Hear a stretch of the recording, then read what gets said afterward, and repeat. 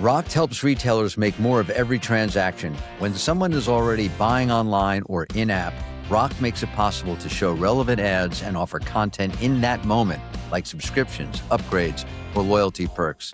So instead of interruptive advertising, customers see something more useful and more timely.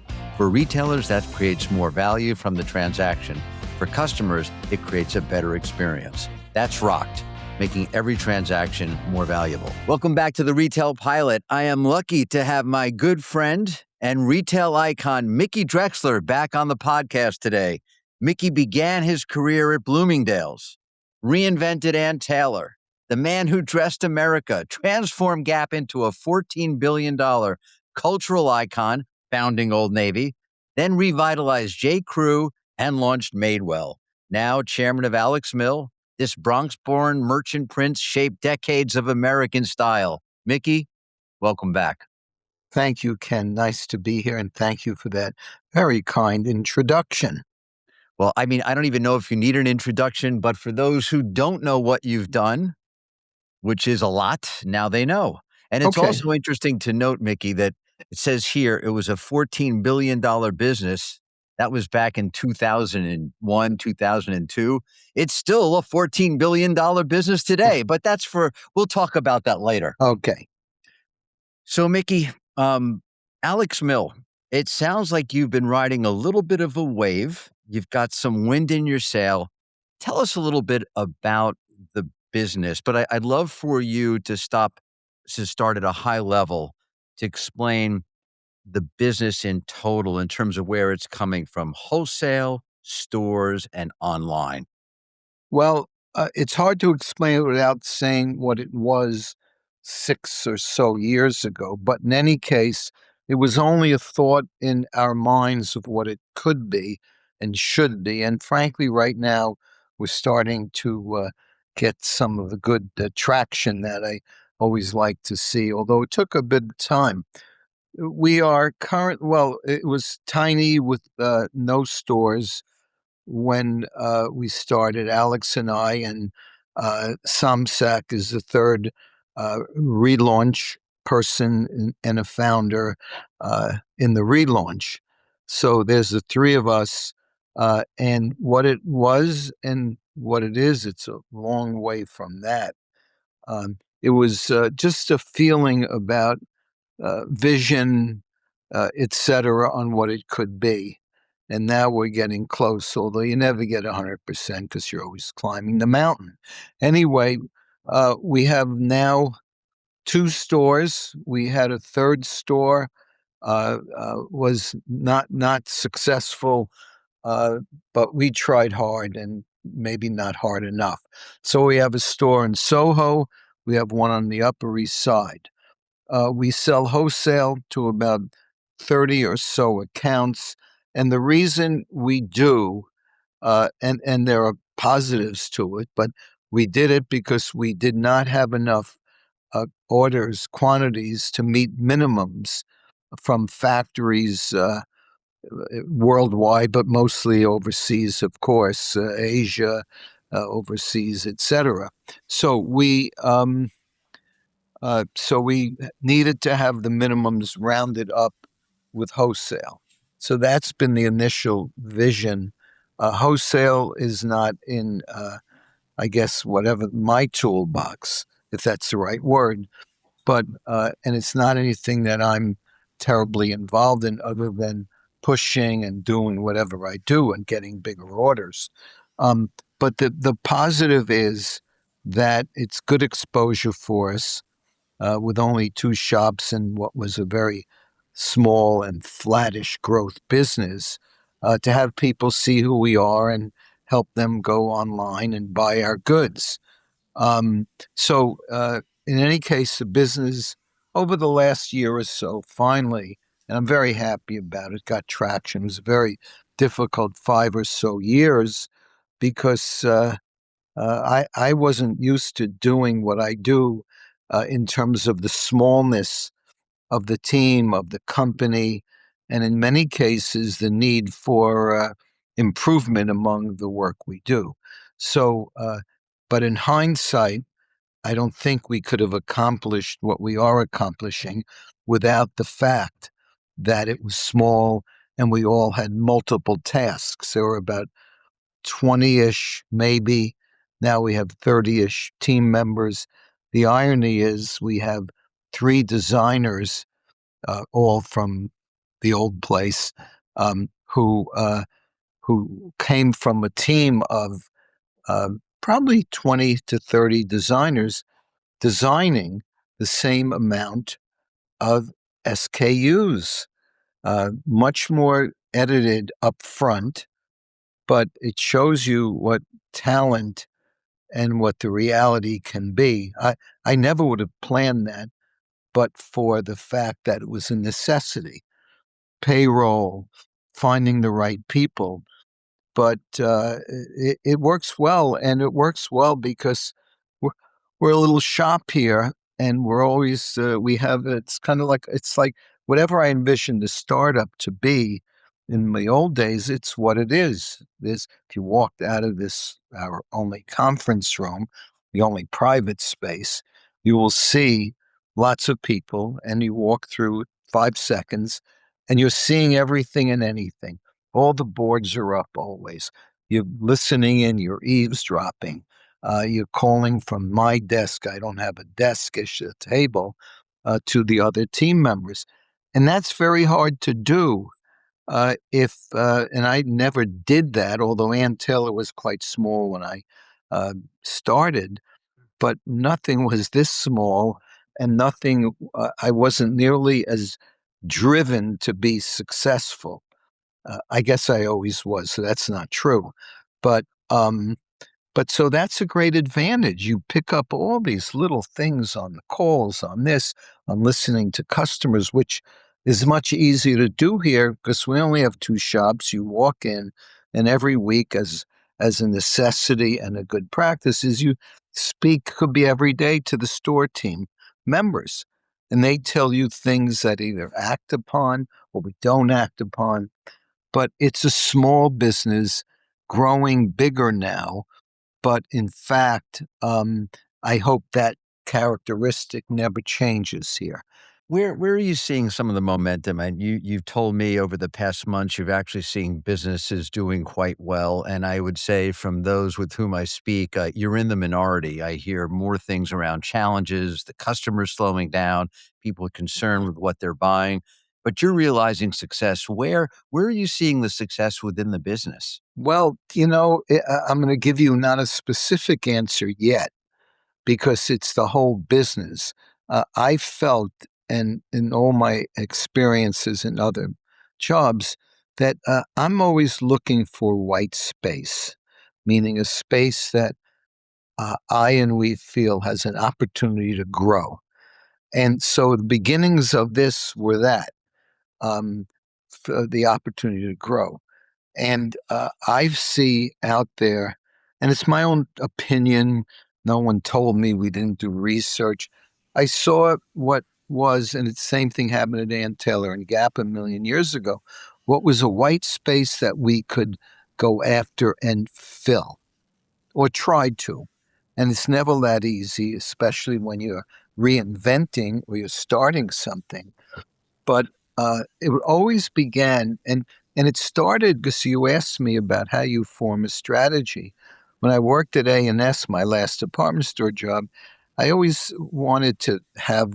I made up a list, was in my drawer on the right-hand side, because I wasn't having fun, and I did have time to take notes.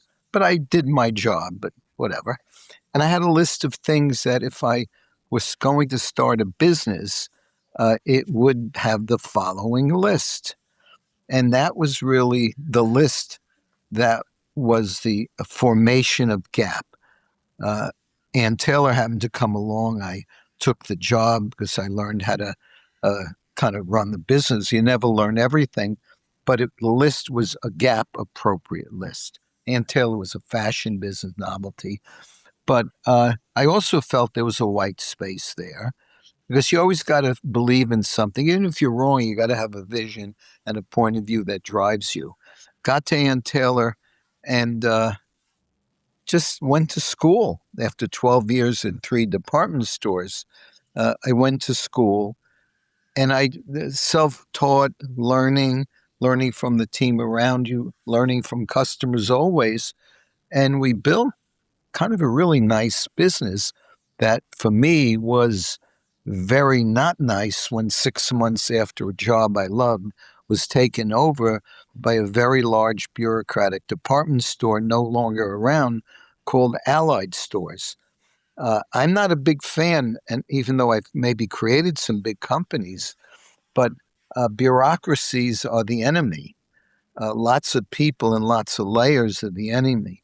But so I'll never forget the Sunday I got the call that Allied Stores won the bid to Ann Taylor. Uh, and I was immediately upset, depressed. There goes what do I do for the rest of my life again? I was all of 35 years old then, but I stayed for almost 5 years for a couple of reasons. Had practical, had to make a living, pay the rent, do this, do that, and I loved what I did, and I wanted to learn. And frankly, there's not a lot of great jobs out there unless you're in a position of creating a great job. So I left after 5 years of dealing with bureaucracy. Someone does this, you have to do that.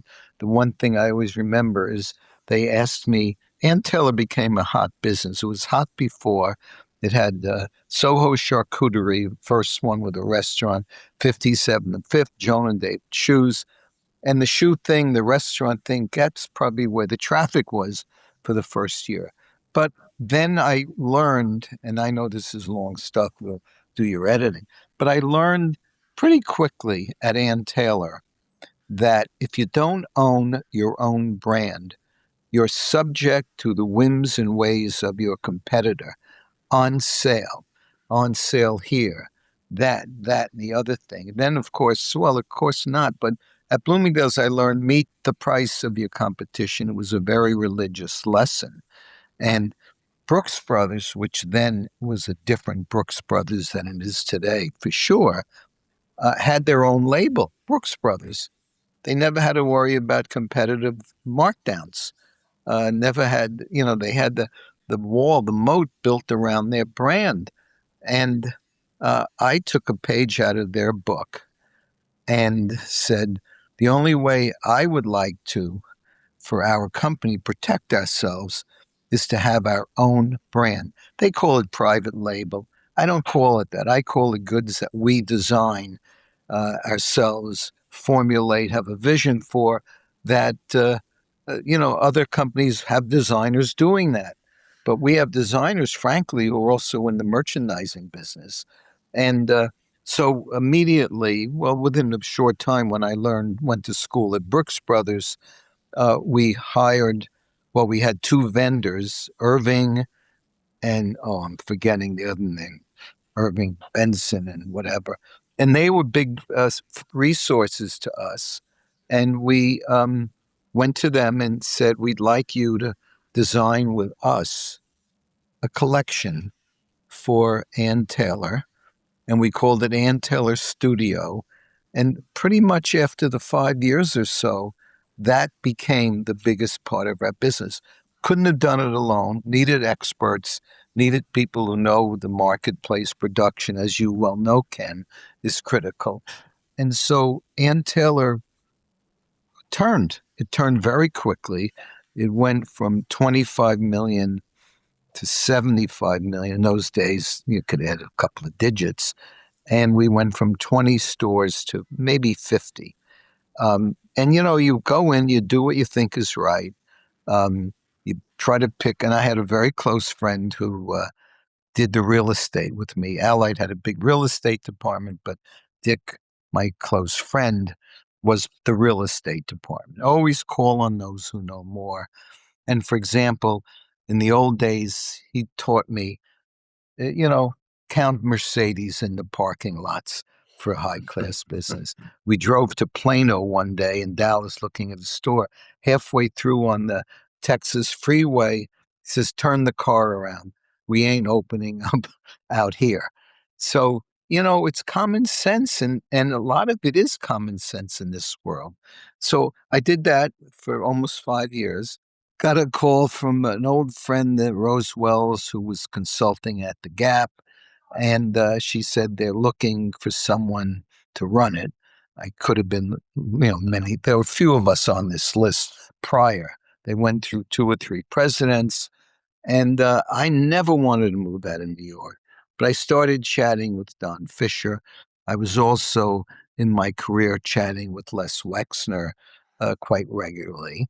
They were the two big machers in the business, specialty business. So, worst case, I was going to learn a lot, which I did. Best case, you never know. Turned out to be best case in a sense. And so I decided after lots of thinking that, well, I was talking about starting a company with Don, and I realized after a few months of chats, I would never want them to start a company funding me because I didn't think they, Gap, was going to be around forever based on what I learned pretty quickly. Discount here, fall into the Gap, everything was a discount. And I'll never forget, was visiting Houston, Texas. I visited the stores a lot, certainly at the beginning. Parked in Houston. I must have been there a month. I said, what the hell am I doing in Houston, Texas? But that was a personal thing. It was very difficult to adjust to a new culture, as you well know, because you went through the same thing as I did. So I parked the car at Houston Galleria. I see there's windshield flyers on every windshield. So I get out of the car, rented car, no fancy whatever. And I get out and I take a flyer off the window, and it said, this today only, 30% off of all things on retail at Gap. It was a sale with windshield wipers, probably a little off brand. So I walked in the store. Hector was I think he was then the store manager. He became a regional. I said, Hector, what's going on? And I sometimes get a little testy on that, but he wasn't his fault. Maybe it was, I don't know. I said, you can't Oh, do wait, this. were you researching the company at this time, or were you No, working for the no, I company? was the new president of Okay, Gap. okay. And and the first thing you do is you visit stores. Not that I wanted to go to Houston. I grew up in New York City, the Bronx, and everything was foreign. San Francisco was foreign to me. But you do what you have to do. And if you thought about it, you really don't want to do a lot of the things you have to do, but that's life. And I was very driven, still am.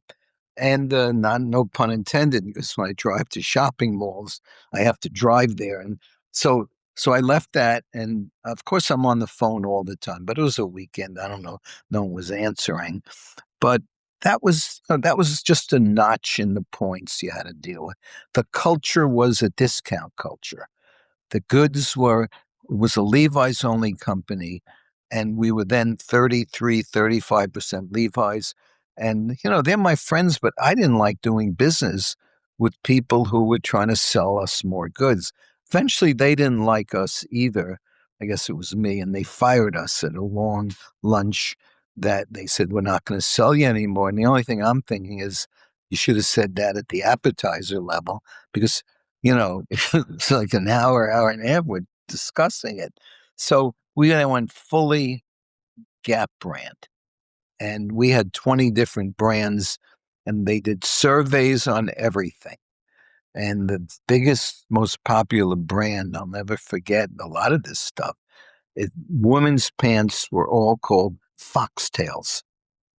That was the name. And then they say, well, it was the most popular name in our focus group. Don't get me started on focus I groups. won't. Anyway, I know how you eh, like them. A to Z at Gap, A to Z, no matter what. I brought in the head of marketing from Ann Taylor in New York. She moved to California. I brought in the chief creative, same thing, moved to San Francisco. Well, no, they stayed in New York because the creative was in New York, as you know, because San Francisco, New York, and maybe it's still the same. The schmanta business garments, there's a thing about New York water that creates the creative environment whether it's in creative marketing and dot, dot, dot. And No, bagels what? and pizza also, you can't do it without New York water. That's right. And of course, Silicon Valley became the New York of, technical, uh, and so on and so forth. So I know these are long answers, but the question was Gap grew like crazy. Vision, list of the goods that we wanted that was in my desk drawer. And the big headline was good taste and good style shouldn't be expensive or more expensive. And if you look today, designer clothes are whatever, but we do designer clothes, happens to be our designers and our merchants. Merchants are critical, and the prices are fair and stylish, and that's what we do. Mickey, you mentioned big company versus small company. And from what I recall, even though Gap was a pretty big company, again, growing to 14 billion, which is not small.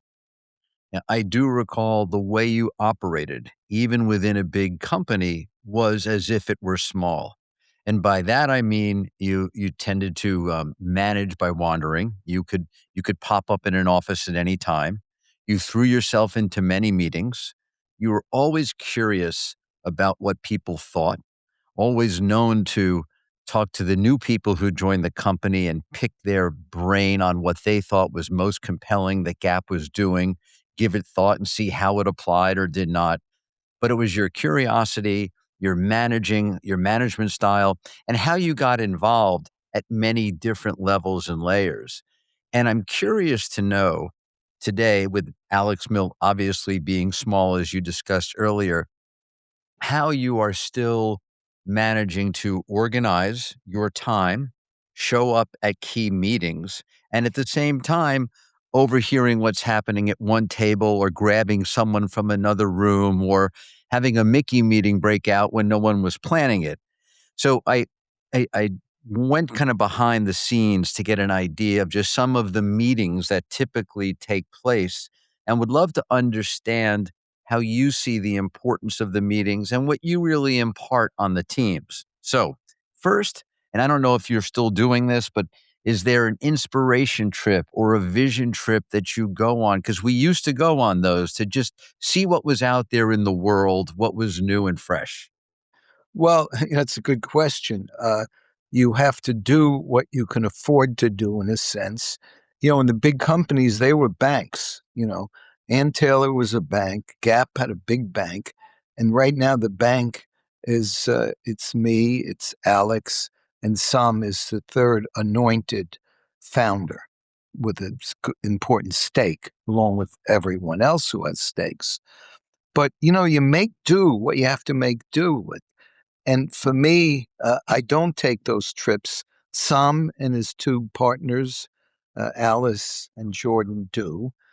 And when I go, which is not often, you always get ideas. You can shop New York and get the same thing out of a trip in New York. I can be in an elevator with someone. Everything I see registers. A woman this weekend said, she loved the reversible coat she was on wearing, and she said, "Do we have any?" So I checked out this morning. I was just curious. No, we have a reversible jacket on order for spring. Oh no, she wanted a bucket hat. So it was a bucket hat, which just always never goes out of style. But we did talk about it, not because of her, but we have one on order for next spring. And but you're a constant student. You can't, I could see things no matter where they are that I apply. Every weekend I look at the Financial Times because it's a good Saturday newspaper. And like I cut out pictures. Today at 1 o'clock we have our weekend update, not like in Saturday Night Live, but I cut out pictures monthly from all the magazines. You never know, and you're roaming, and that's why I'm addicted to detective stories, because if you find a clue, you keep chasing it. And there's a lot of clues out there all day long. and you find them, and then you try to chase them. It's not always easy, especially in a small company like this. So, Mickey, when Yeah. when the team comes back and they've done this inspiration trip, you sit with a group and you look at the goods. I know you're a goods guy. You're in the room with the I'll goods. tell you Talk what a I little bit do. I'll about be that. right back. So here we are, Ken. Yep. Now, and here's Jordan, and Sam is there. But Jordan, hello. I Hey, I guys. think you know Ken Pilot, right? Yeah. So Yeah. if you look at this, these are boards. Yep. Now, Sam, you know Ken, of course. Now, these are pan colors for next to this summer's men's spring wash pads. Now, they do this, and I don't use the word meeting because I'm an interferer. What is it called when you walk around? Anyway, so these are all the pan colors. And so here, I don't have to call a meeting because, I just toured corporate headquarters here in about 8 seconds. But you look at this, and then it gets inspiring for me, and they're inspired already. And then you try to figure out how many colors do I want. And I always love colors, Right. and to me, it's a painting. Now, this is kind of special. These are all vintage scarves. That might look familiar.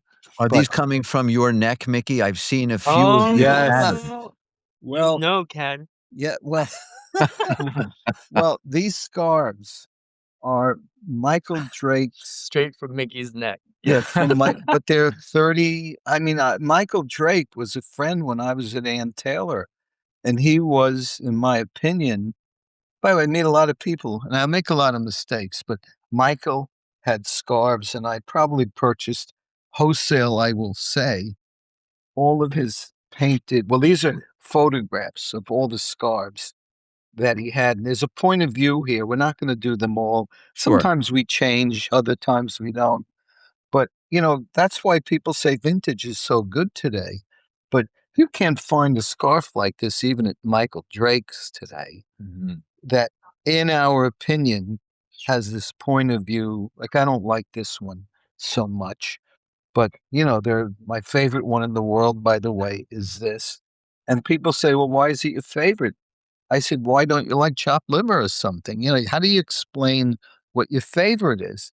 So, Ken's asking about you go to Europe. Well, he and Alice just came back. I don't know what the hell they were doing there. Sabbatical for how many days? Sabbatical. In London and Paris. But what'd you come back with in a way? Because he's asking, the inspiration that has come from. Yeah.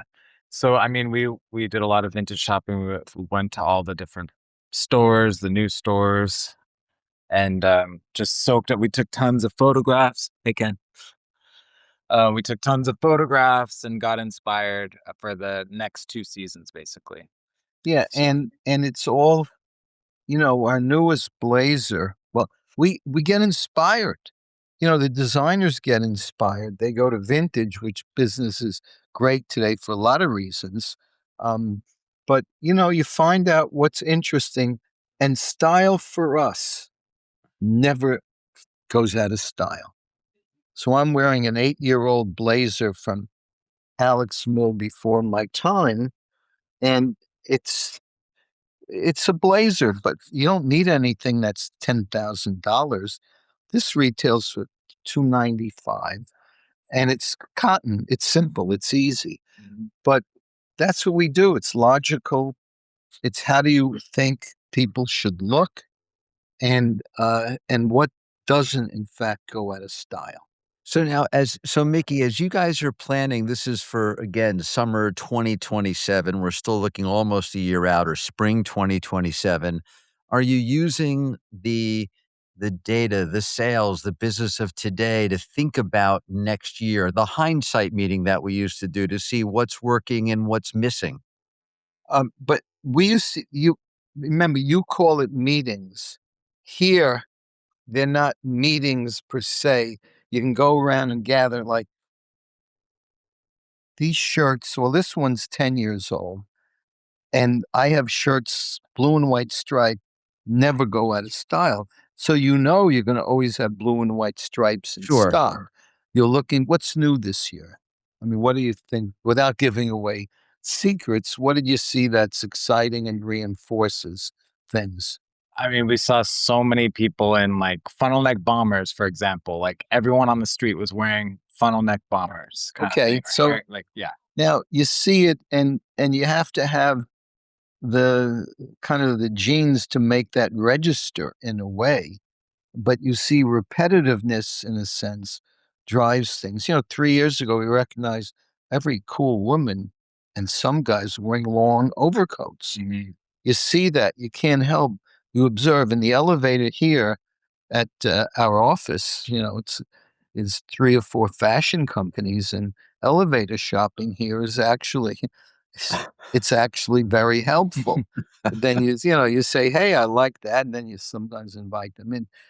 It's fun. That's why I love what I do in the So big with company. Yeah, go with ahead. with this now, you have concept, you have vision. Off the design team goes and begins working on product and samples. When will be the next? When will you sit down again? Not in a meeting, but when will you discuss what the buy looks like? Oh, well, that June. by when June, June, the end of June. end of June. But it's you kind of it evolves into the buy, or the investments, as we Sure. call it here. But the end of June, we go through everything very finely, and we do it a couple of times. Key issue today: less is more for customers. Everyone has too much assortment now.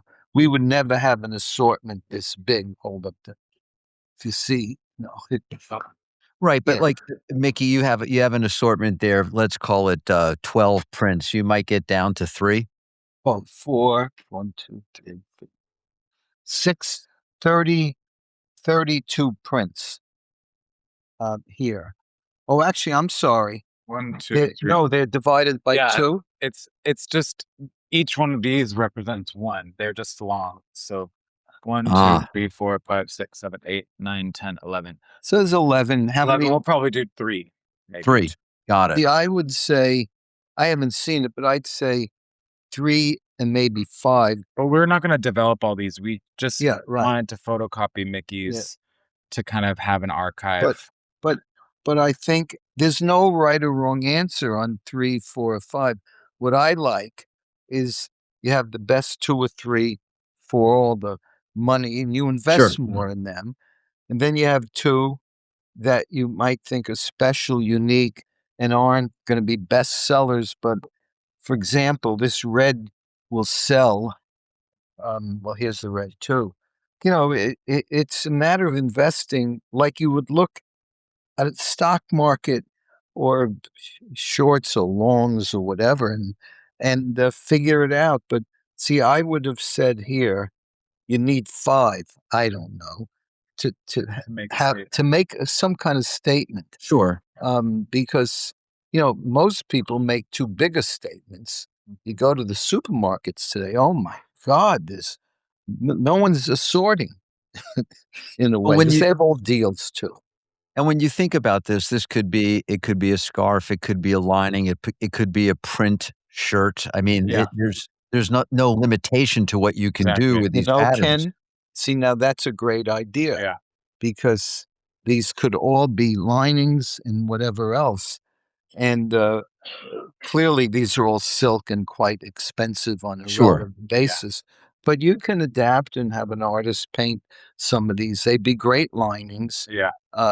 And we were in the tie business, we're not, you might say that. But it's, and the mission that we have, and it's something I've never done well enough: less, less, less to choose from. You go into a supermarket today, you go into a shop, the assortments are painful to try to figure out. 30 cereals, give me 10 of the best ones, maybe. And but don't have 30, but they're buying every vendor, I think. And a lot of companies do that. Well, Okay. you've always been known to be very focused, and specifically on curation, making sure there's a point of view. Tell me more about your weekend update meeting. What happens with that meeting? What are you looking for besides getting the buzz? I mean, what feedback are you getting in your weekend By the update way, meeting? just to answer, I've tried to be, um, I've never been focused enough on a simple product assortment basis. Weekday updates, it's kind of, that's what we call it. But I have, on Saturdays and Sundays, well, Saturdays, it's not just that.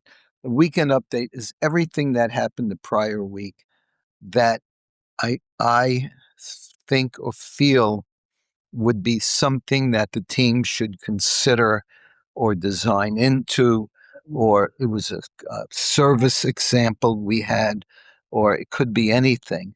And I just take pictures and I bring them in Monday morning and we photograph the meetings at 1. And it's very informal-ish. Oh, see, these are a lot of weeks. But to get a message across, Wall Street Journal, I can always learn something. I like the concept of the power suit. I would never call it that. You remember at what we did with one suit at J.Crew. What did we The Ludwig, the Ludlow Ludlow, Ludlow suit. These are all that. These are I've all kept them. weekend updates. Yeah. So we go through, like I said, So for those, I'm just going to point out for those that may just be listening and not watching, Mickey's holding up the off-duty section of the Wall Street Journal, which is a great read on every weekend because it just ain't all about business. It's about the creative part of the business as well. yeah, and what came from this for me was I want one suit. Kind of reminds me of Ludlow in a way. And then we all add and add and add till there's too many flavors of the ice cream or whatever it is. But that's just one thing. Color. Yeah, this is now this. The only reason I did this is she's wearing a cashmere top and a cashmere crew neck with a white shirt. We have a great cashmere business. And oh, and this. We have scarves, and I thought we should be painting. We have state and city scarves, and I love children's art if that's children's art. And I thought the team, now this is not dictatorial. Color orange, we love. Uh, we love, uh, we loved it for the last 6 months. It's the most popular color on the streets of New York because all the signs are caution, they're all orange signs. You see more of those than anything. And then color things written down. Nice clothes for nice people is a touch. That's what we do. And I think it's an important thing. Marketing critical. You have to match up marketing with goods. And we're learning that more and more, which means these are all ever. Oh, hello. I'm not going to tell you what this was about, but there's an item here that you can't see that is amazing. I'll tell you later. There's Okay. one thing she's wearing. This is what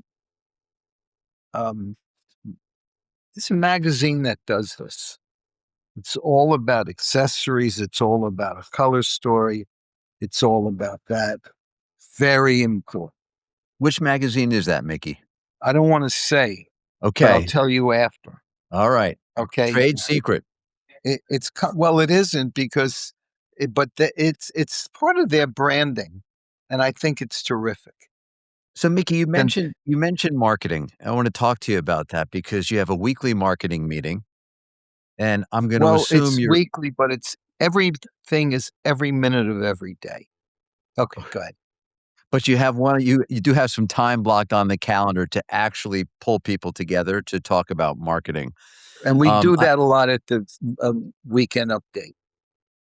I assume you're discussing not only what's happening at present, what's working, but also thinking about how to market what's coming in and the future. Always. Oh, well, always future. If if you're not planning to see around the corner what's coming, there's always something coming, and there's always something inspirational out there.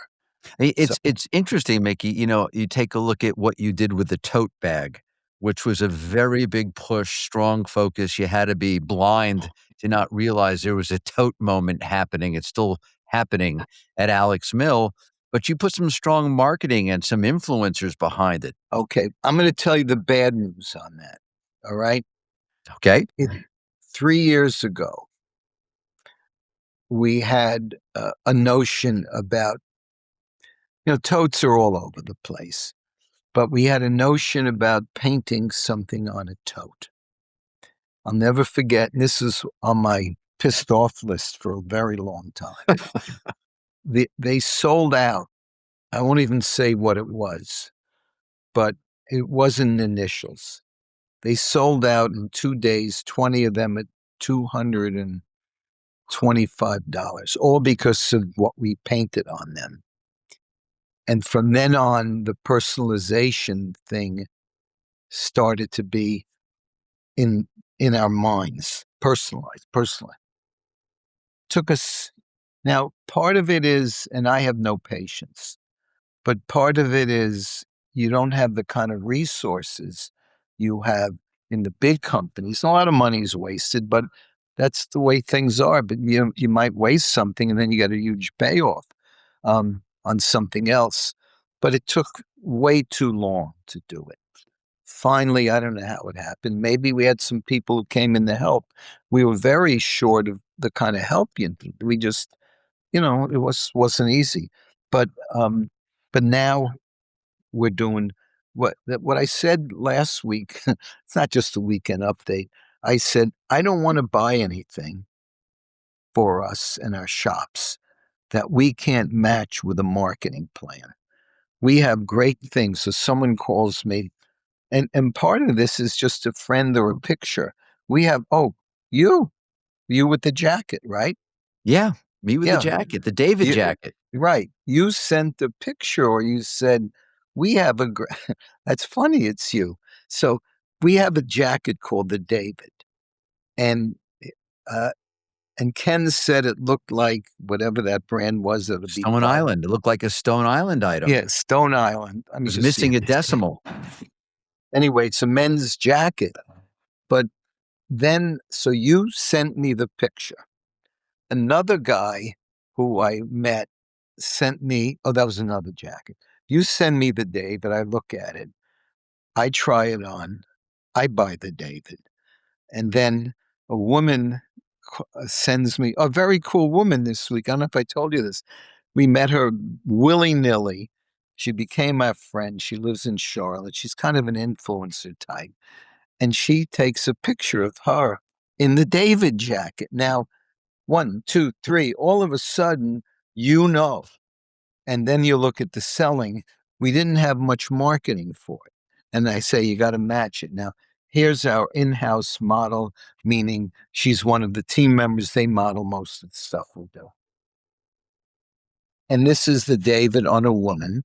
And the woman from Charlotte said, why don't you put this in men's and women's? We're trying to do that. We haven't figured out how to do it yet. Hi.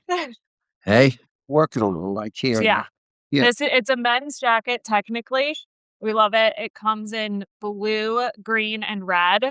And then it has like the elastic poles so you could like scrunch it up. It's great. It's very it's got a cool. great, and for those that can't see it, it's got a great crinkle nylon that Yes. really, Yep. and it's very supple the way it works. And there's a removable hood, which buttons out. Yeah. And, and if you don't show this, it gets lost. And, that's why McDonald's was one of the greatest inventions. Hello, hamburger.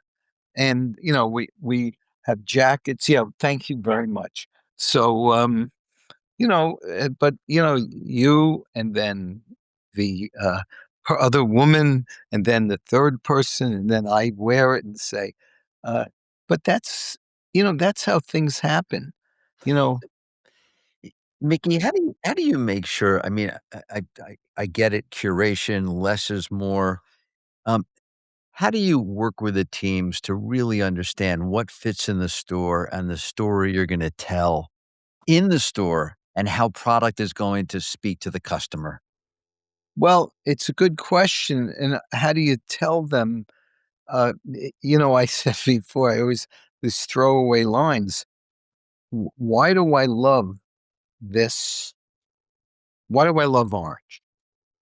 Oh, here's an orange, but orange. I just Yep. gave you the answer to that question.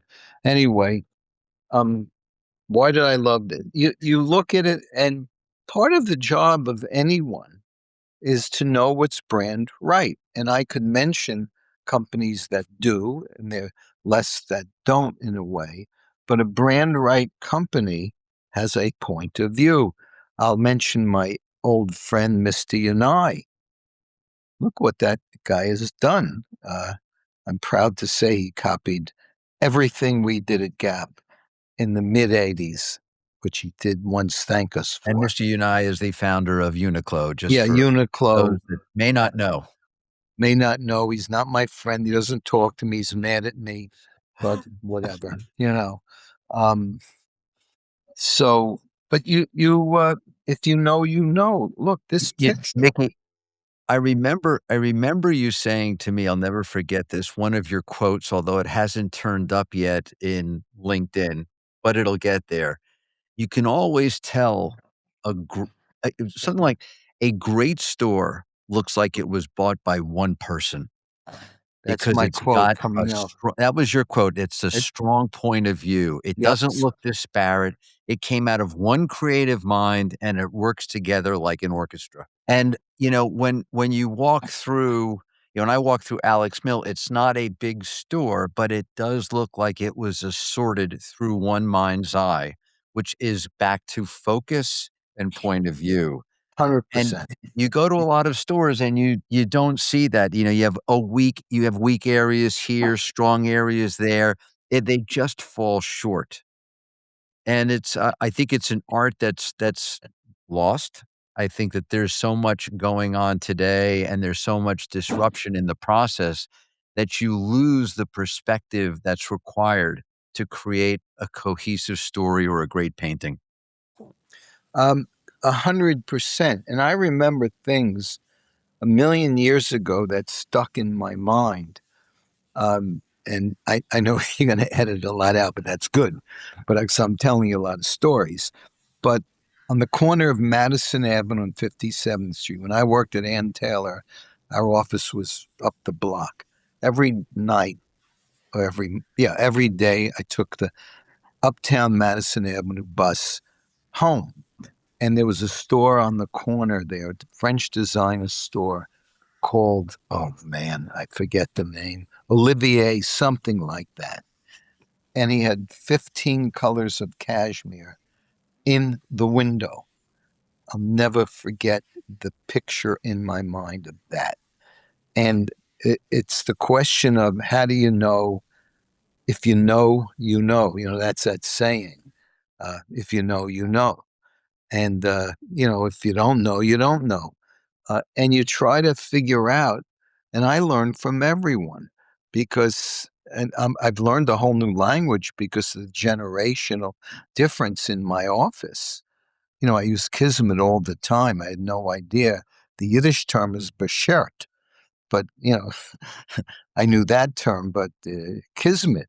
And, things are meant to happen, but it's exercising your brain constantly. And I have so many examples of what you did and what this one does. And then I have so many mistakes. Got a lot of mistakes out there I wanted also. to ask you about that, Mickey. If you had I'm gonna put you on the spot here. If there was one thing, one mistake that you made over time, one thing that you did that you could take back and erase, what's top of mind for you? Well, I have about four or five. I'm not going to mention the one that's financial. Okay. Um, what this is not I mean, I made a mistake opening Hemisphere. I made a million merchandising mistakes. This is weird, but the one thing that I never did, and I should have, when I was fired at Gap, people might say, "Why are you bringing it up?" Well, it was 20 plus years ago. When I was fired with no notice, I never said a word to the board. Well, I couldn't. And I don't know if I'm going to want this in there. You'll be the judge. But it was stunning that I had no notice. Stunning. And, I wouldn't include this. Steve Jobs was the one who called me. And I was thinking I should have gone into the board and say, what the fuck? I mean, give me a reason. Tell me why. I wasn't stealing. I wasn't doing this. I wasn't. And then the day after the press conference, I was told by Don, I made a mistake in firing you. And I'm thinking, you're playing with my life. And this is in hindsight. You played with my life, my family. I lived in San Francisco, and I had a bad year. Had a bad year. Now, I had a lot of very good years, but that's the politics in my mind of large corporations. And I was the CEO, but everyone doesn't love you. So, Uh, but that's what happened to you. It wasn't necessarily a decision that you no, made, I but it didn't was make a the okay, that's right. I didn't make that decision. You're absolutely right. Um, you said Hemisphere was a mistake, but Old Navy was not a mistake. It more yeah, than made up right. for that mistake Well, I'll a tell you, billion Ken, times I over. I can't mention names, Okay. but the biggest mistakes I made hiring the wrong senior executives, and you know a lot of them, and I can tell you, who was, but anyway, that was the biggest mistake I made, because a bad, you know, one bad ingredient can throw off the whole, dish or the recipe and all that. So that was pretty much the ones that stay with me. Is that, related to just how how much we did around opening stores and how aggressively we Oh, grew the business? ridiculous. Okay, just wanna Yeah. put that Way in too a many box. stores. I'll tell you the other one. I didn't have a choice. It was good old focus groups that reinforced what I didn't want to do, was open internationally at both Gap and J.Crew. Didn't want to do it. And I knew not to do it. And focus groups, consultants, you need a leader who is not going to just listen to the group. But you know what happens in most companies, in my opinion? People send most of the time sucking up to the bosses. I was never that good at it. And, might have cost me a job, whatever, not at Gap. But anyway, you never know. Yeah, So it's interesting, Mickey. How do you deal with I mean, look, you're a strong personality. People look up to you. You've done a hell of a lot more right in the world of retail that we're in than wrong, far more wins than losses. How do you work with someone that's a contrarian? Do you have one on the team? Do you have somebody that's gonna go, "Mickey, wait, hold on. Here's what I think," because it does take a set of, kahunas when you're on a roll you to got to say say it right, cojones. cojones, cojones, cojones. It takes a set of them to say, Right. "Hey, wait, I don't think so. I think it's this." Do you have somebody that, can bring you back because you can be very passionate, very compelling, you've got a point of view, more, more, more, edit, edit, edit, and then someone says, "No, I like this." Do you have that? Well, it's interesting. I have it and I don't have it. If I believe something strong enough, well, I don't like Doctor Knows that because Doctor Knows you can't do anything, and you have to be by and large in your nature to feel optimistic, and then you make mistakes as long as your batting average is good. But I have a little private board of people.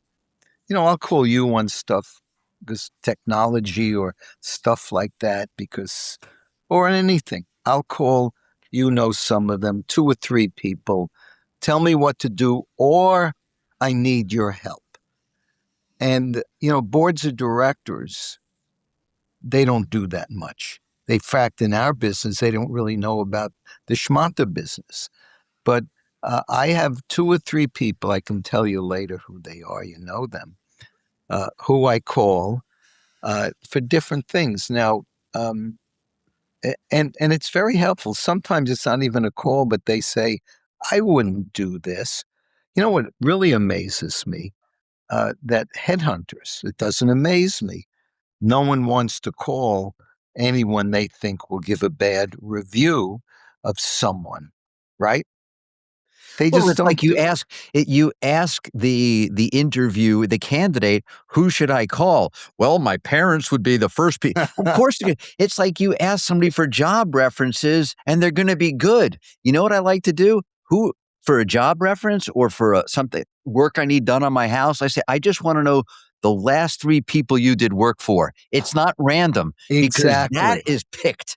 Exactly. And, the world is, you got to be detective, you got to be cynical. I grew up like very shy, and I didn't do what I do today in terms of dot, dot, dot. Um, but, you have to think, look, I have this, I can't say it, I'll alienate too many of my friends, but always look at what is in the other person's best interest when they want you to do something. Mm. I mean, a big commission check, let's say, maybe, you know, um, and on technology, even forgetting the 16 years at Apple, I am uh, a Luddite, and I have to go. I don't know a You lot, see, and I didn't even ask you what your thoughts were on AI, Mickey, because I didn't want to put you behind the 8 ball. But if you want to share, I'm happy to hear. well, AI is a very interesting thing. You know what someone said to me yesterday, which I thought, or Saturday, I thought this was interesting.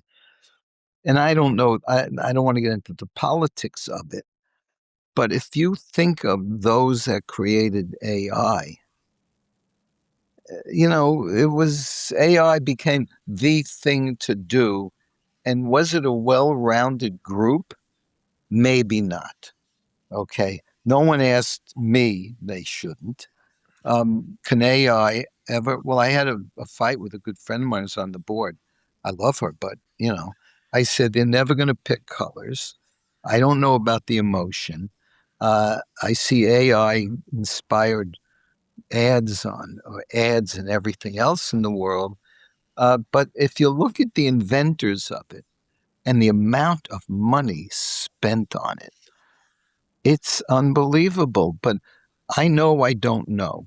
But here we have someone who knows. So I ask her all the time, you tell me, because I'm intimidated today, and it may be an age thing, by technology.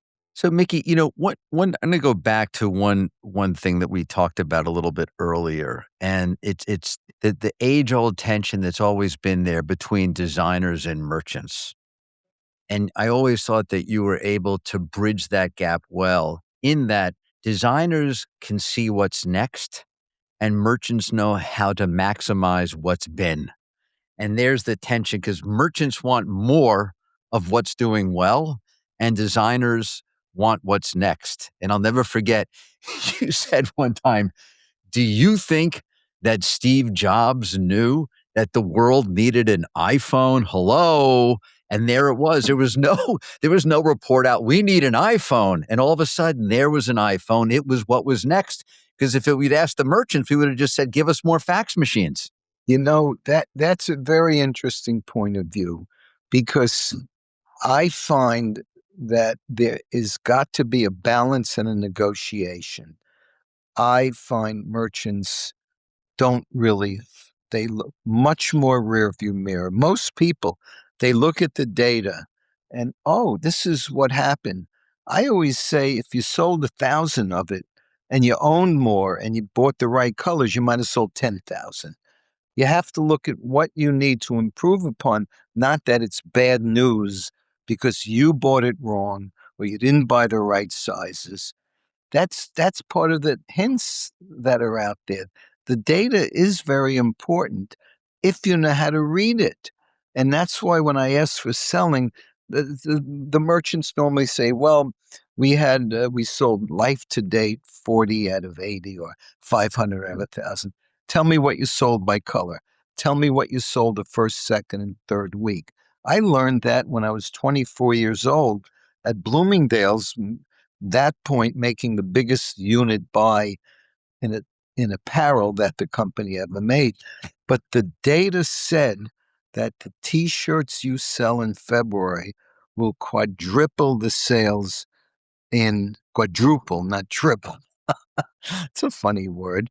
Will quadruple the sales in June, and so your base case is not February that you sold 1,000. The base case is you should have owned 4,000 whenever, and you took 1,000, you reordered 1,000, whatever. But yeah, it's just what was the question? I forgot. No, it was just knowing where designers are going Yeah. and how to help merchants get there. Well, designers go and I stop them. But I couldn't do without the three people. Oh, Alice wasn't here, Sam and Jordan. But, it's a creative business. And I'm always the same. How does anyone write a frickin' song? Or how do they play the violin or clarinet? Creativity. And writing a song? I mean, oh my God. Putting together a good assortment. Oh my God. I think it's easier than writing a song. But you know something? I love that. I can't. They say, but no, it's very, very hard to get them together. And for me here, it's easy because, and I fight a lot, but not so much. I behave better than I used to. That's good to hear. Hey, but it's very funny, Mickey. It really sounds like what you do. If I were to define what you do, you are constantly building and curating and teaching.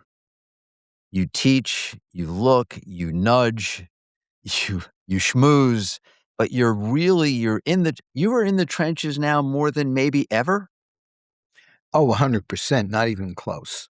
and you love it. You love what you do. Love what I do more. And I'll tell you why.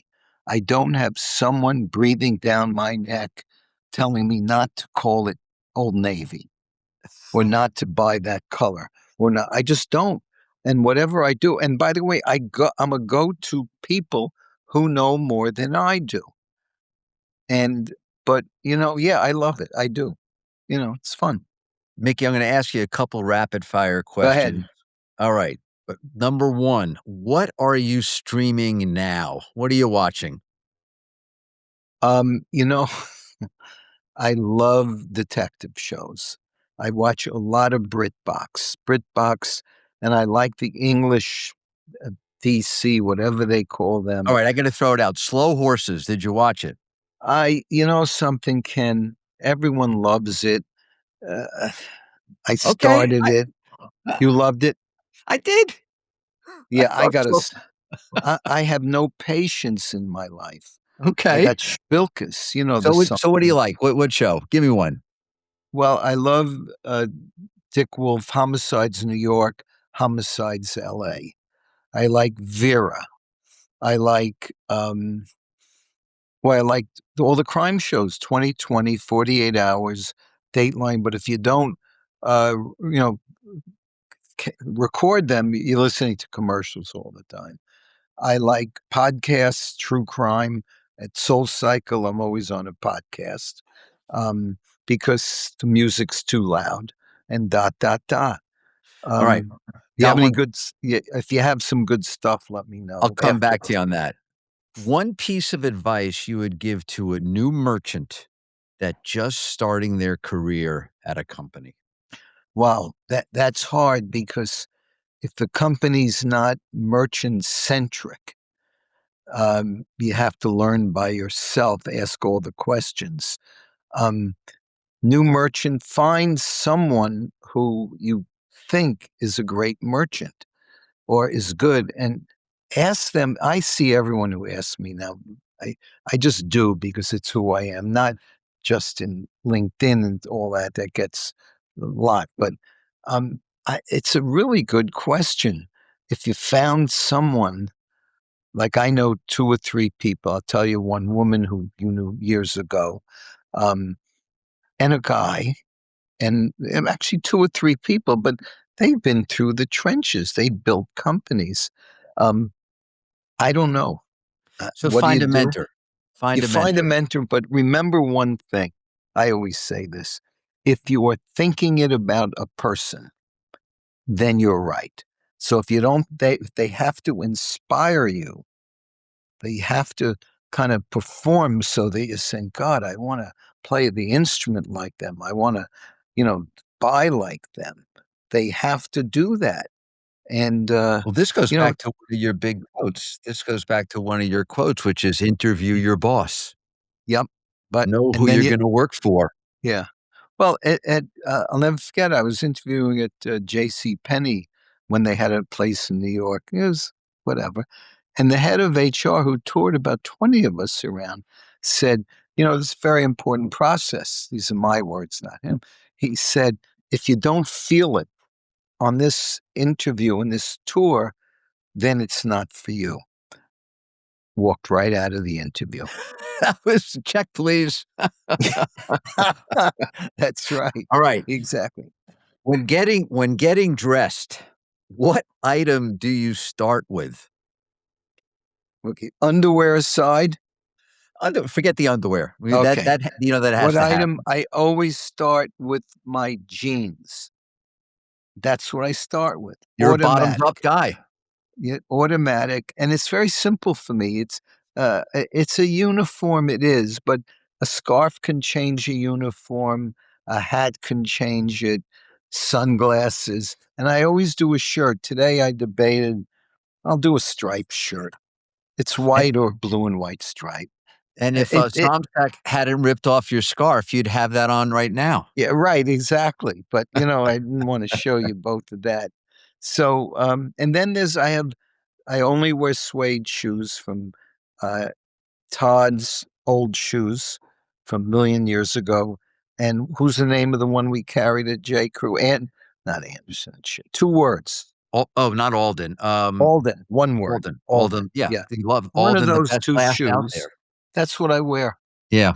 And the jackets are a big thing for me. I love good jackets, There's you know? nothing like out. You know what? There is no classification in the business that gives better value and longevity than outerwear. It 100%. I gotta tell you, they're like family heirlooms. My son rips off my jackets all the time, but you have them for a long time. Ugh, Sweaters, they go. Shirts, they're yeah, missing. But jackets, you could have those for years. I exactly live that example. I live that example. I love outerwear. I'm so overbought in outerwear, but I don't care. I get to wear it over. They're like Right. friends. I revisit them.